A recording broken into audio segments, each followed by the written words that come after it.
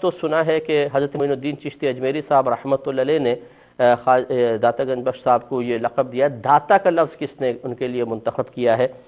تو دیکھیں یہ بعض اوقات ایسے ہوتے ہیں کہ بعض عوام الناس نام رکھ دیتی ہے اوصافی نام، اور وہ کسی وجہ سے رکھتی ہیں. کوئی ایک آدھ آدمی رکھ دیتا ہے، پھر وہ معروف ہونا شروع ہو جاتا ہے، مشہور ہو جاتا ہے. داتا کا مطلب ہوتا ہے دینے والا.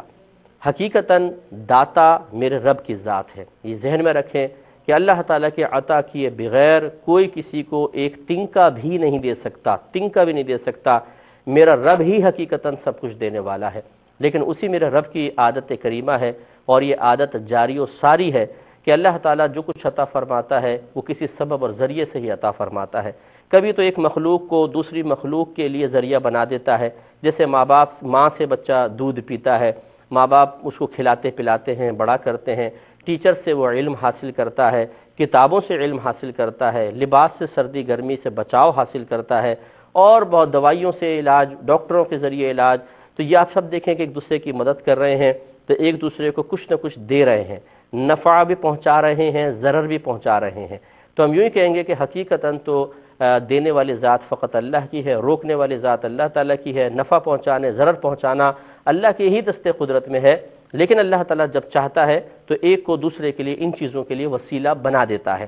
اب یاد رکھیں کہ نسبت جو ہے کہ ایک فعل کو کسی کی طرف منسوب کرنا، اگر وہ فعل اسی کی طرف منسوب کیا جس کے لیے کرنا چاہیے تھا تو اس کو کہتے ہیں نسبت حقیقی. جیسے ہم یہ کہیں کہ اللہ نے مجھے پاس کروا دیا، اللہ نے مجھے بڑا کر دیا، اللہ نے مجھے شفا دے دی، اللہ نے مجھے مکان دیا ہے، اللہ تعالیٰ نے میرے کاروبار کو ترقی دی ہے. تو یہ جب ہم اللہ نے چونکہ سب کچھ حقیقتاً کیا ہے تو ہم ان تمام افعال کی نسبت اللہ کی طرف کریں تو یہ نسبت حقیقی کہلاتی ہے. اور اگر ہم مجازن کر دیں، ٹرک نے ایک بوڑھے کو کچل دیا، ٹرک نے مار دیا جان سے، انہوں نے جادو کروا کے مار دیا مثال کے طور پر، تو حقیقتاً مارنے والی ذات تو اللہ تبارک و تعالیٰ کی ہے. لیکن یہ چیزیں چونکہ وسیلہ اور ذریعہ بن جاتی ہیں تو ہمارے ہاں وسائل کی طرف بھی مجازن نسبت کر دی جاتی ہے. تو بس اب یہ سمجھ لیں کہ دینے والی ذات تو اللہ کی ہے، تو داتا حقیقی تو اللہ تعالیٰ ہے.